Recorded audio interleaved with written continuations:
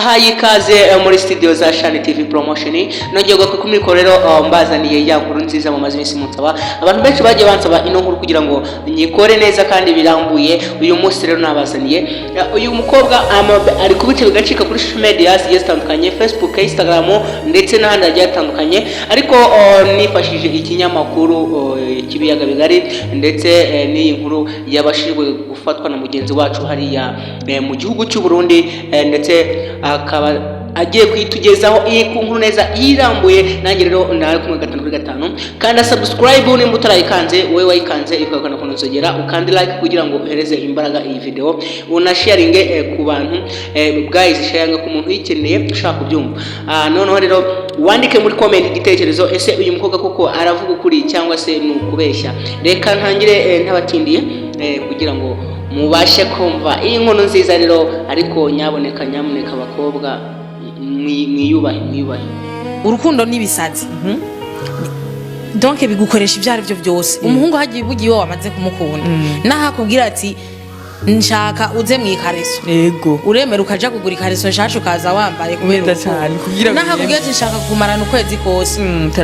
uremera. Muzosambana gushika ryari mpebe ndabivuga uko muzojyamana n'abantu ryari, ubwo buhumbu nyene nibwo biriko biratuma mutaturongora ngo mudushire mu hari umukobwa avuga nti ngo kiya muzironka hanze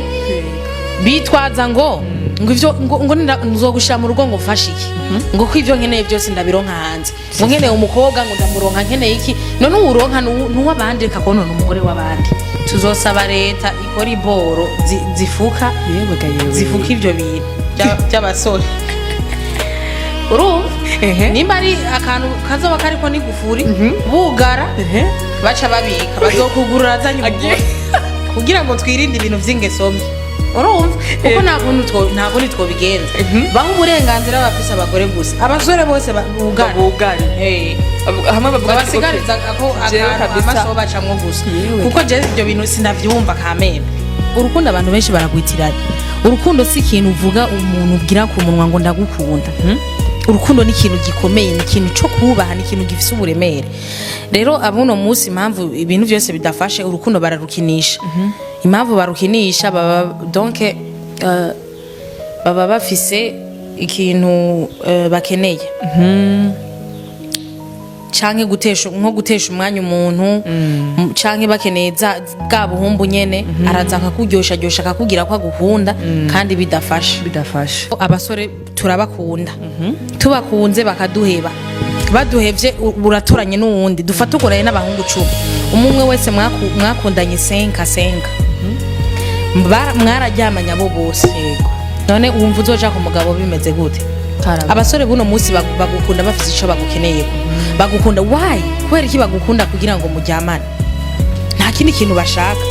Ahubwo twe leta idufashe baturongore. Umuntu aragira imyaka 55 baguma bamurira mu rugo ntibamurongore, canke bakeneye twigaragavye tuze mu mabarabara baturongore ku ngufu. Ivyo bintu ntibishoboka. Nibatuvugire uwanse kurongora bamusohore mu gihugu canke bamuhane baraba makaranga muntu imyaka, ahubwo bashinga itegeko ati ku myaka 20 umungu atazoba ararongora, canke ku myaka 25 umungu atazoba ararongora azoshaja mu gasho. Niko je no bivuga. Ego twazibonye gute? Size zaje ni sawa vraiment, ndakunda na hano hatuje mwakirana neza. Wow, kiyamba ndiko vraiment tubazirenze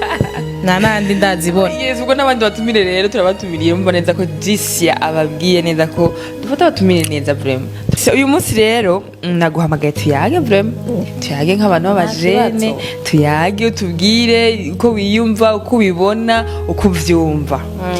Tuko turabona inkundo z'abajene bino minsi nakasa mutwe ndakora hiye, wowe uri kubibona gute? Sha urukundo guno munsi vraiment gwaratitutse, ntabwo rugifise ubushobozi nk'ugwa kera. Bitandukaniye kera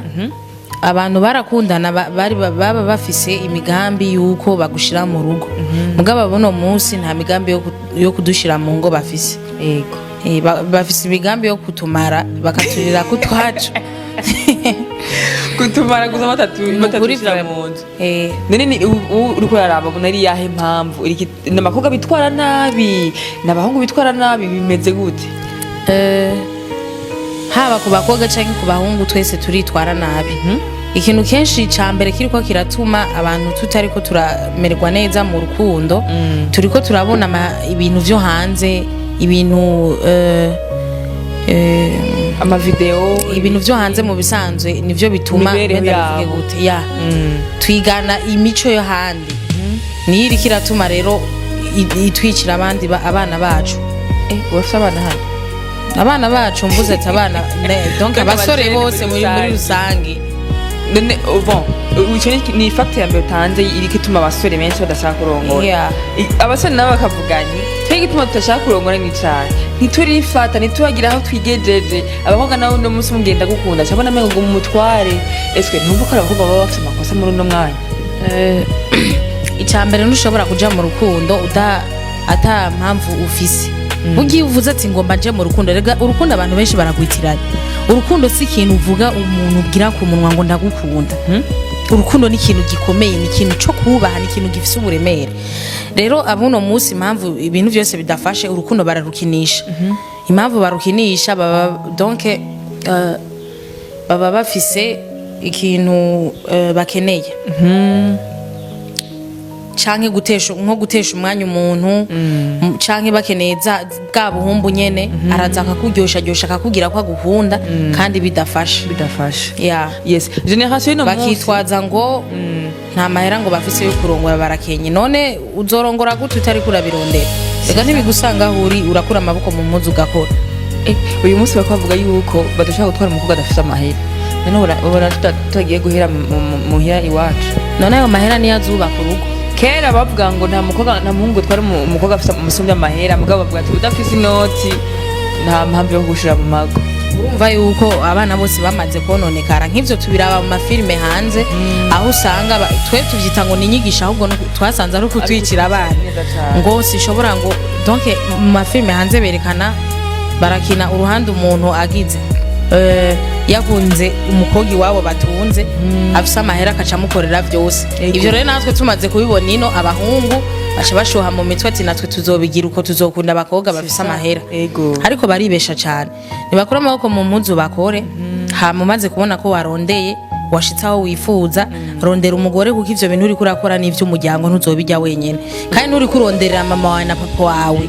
kuko mama wawe na papa wawe barahejeje kurondera kuko hajya baba ntuzohabimura ni wabo utegerezwa gusohoka ukababisa yes generation no musi rero Jisia abantu benshi bariko barakundana nka bimwe batubwira nyine baraba ku marezo sosiyo ugasanga umuhungu yakunze umukobwa akazomba umukobwa aritoye ngo jewe ngiye kuri musheri wanje bonye byo mafilm ukamara ukwezi kwa sheri wawe ibintu nk'ibyo byo tubona ku ma TikTok ba papa na mama bajya bose ugasanga baribanira nk'umugore n'umugabo batarabana muri bwa mu Burundi naho ndiko ndabibona kenshi bibere mu bintu gusa byo nimba bakundanye kira muntu wose bakundanye ugasanga bariko bararyamana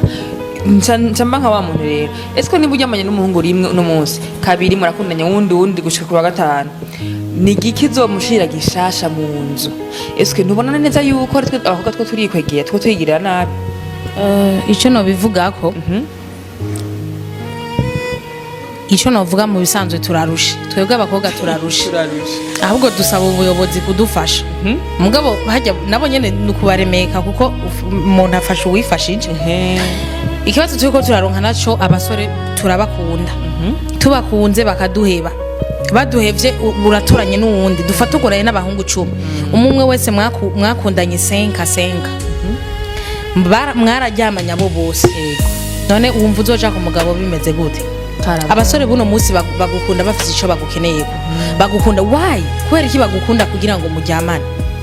nta kindi kintu bashaka ahubwo twe